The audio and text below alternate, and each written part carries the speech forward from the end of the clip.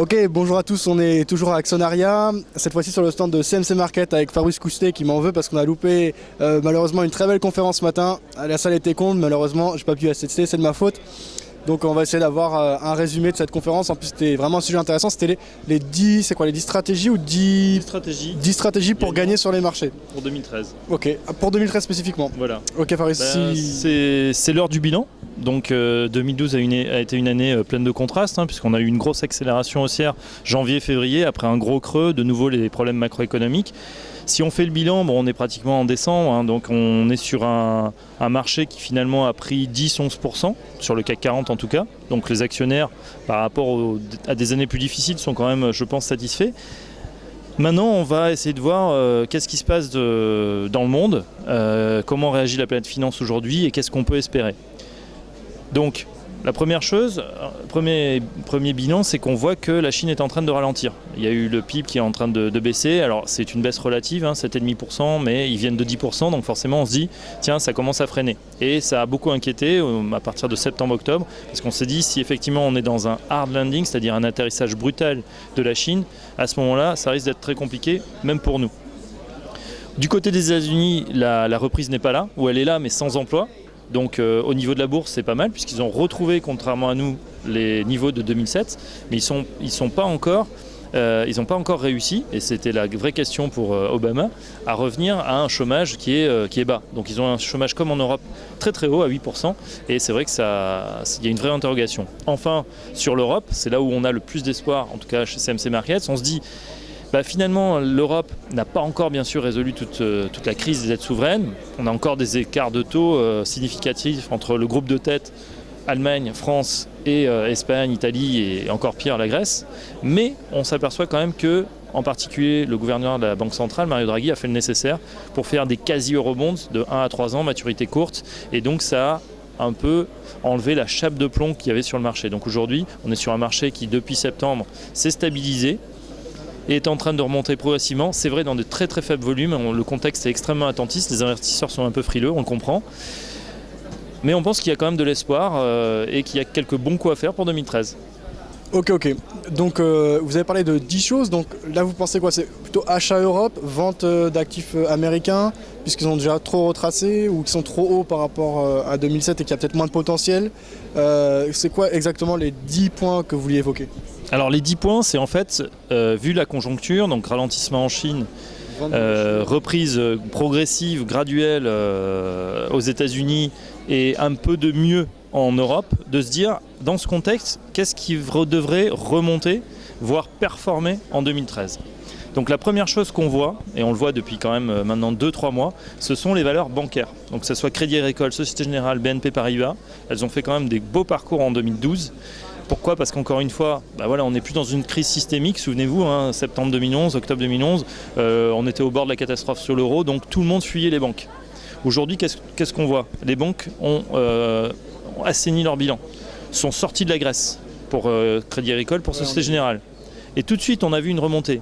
Notre préférence, si on doit en choisir une, ça va quand même à la Banque de la Rue d'Antin, BNP Paribas, parce qu'elle a fait preuve d'un bon modèle de résilience. Elle continue à faire des gros profits et elle a une activité extrêmement équilibrée, extrêmement stable. Donc c'est celle qui nous paraît la plus à même, dans ce contexte, qui a pris des parts de marché aux autres, d'être encore plus forte demain pour 2013. Donc première idée, trading, BNP Paribas. Ok. Et alors vous avez d'autres idées?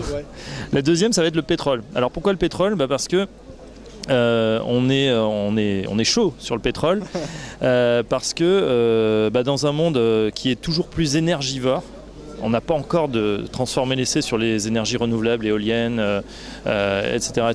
Eh bien, on continue à avoir cette vieille énergie qu'on doit extraire très profondément et surtout du côté des pays émergents.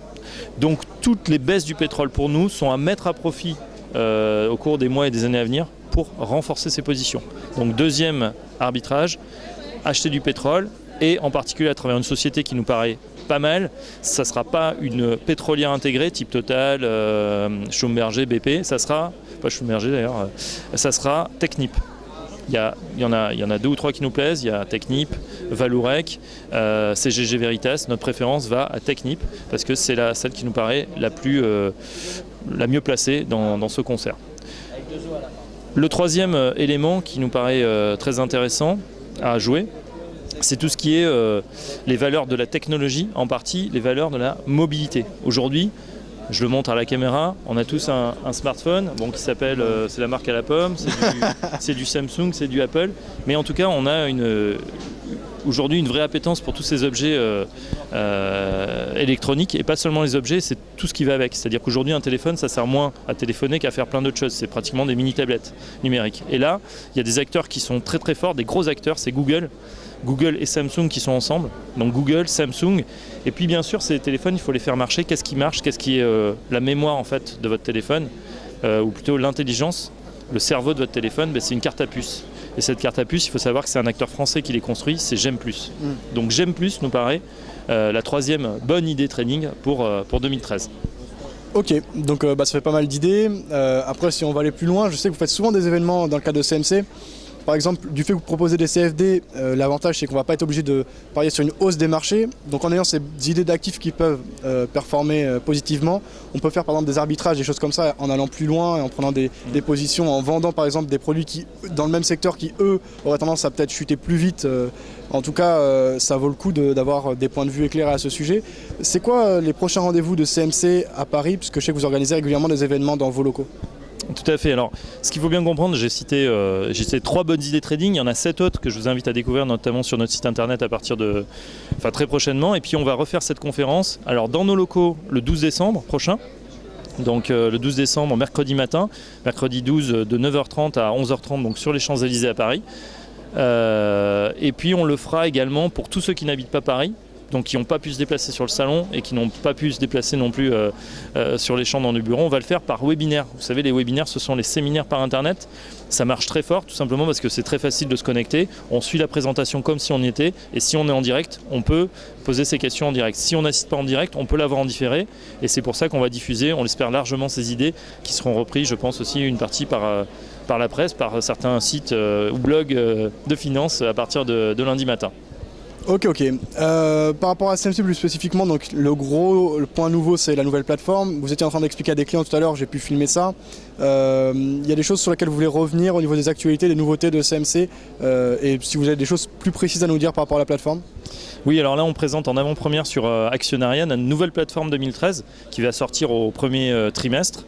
Donc on est vraiment en cours de lancement. On va faire une grande fête pour lancer ce nouvel instrument. Alors c'est quoi en fait cette plateforme?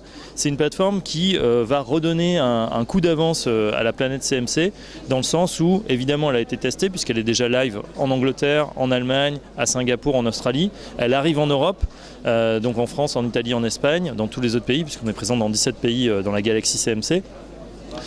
Ce qu'il faut bien comprendre encore une fois, c'est que les gens aujourd'hui, comme je le disais, ils veulent aussi être mobiles dans leur trading. Donc par exemple, si j'ai ouvert une position le matin, je dois pouvoir la fermer très facilement sur mon téléphone, sur ma tablette, où que je sois et quand je veux. Donc ça, c'est une exigence forte de nos clients. Et grâce à la nouvelle plateforme, on pouvait déjà le faire, mais ça va être encore mieux intégré. On aura une application dédiée. Et puis ensuite, on corrige ou on améliore le système. On sait aujourd'hui que fondamentalement, pour gagner en bourse, il faut avoir un money management extrêmement serré. Là, on a apporté beaucoup plus d'outils très faciles d'utilisation qui vous rappellent de mettre par exemple un ordre stop, de prendre aussi ses gains quand il faut, de manière à sécuriser ses gains et à diminuer au maximum les pertes. Pour l'effet de levier, ça ne change pas. Pour les prix, on est toujours parmi les plus compétitifs du marché. Donc on encourage vraiment un maximum de gens aujourd'hui à venir découvrir cette plateforme qui, à mon avis, va faciliter leur trading et va, on l'espère, augmenter leur performance. Ok, merci beaucoup Fabrice et sans doute à très bientôt. À très bientôt Fabien.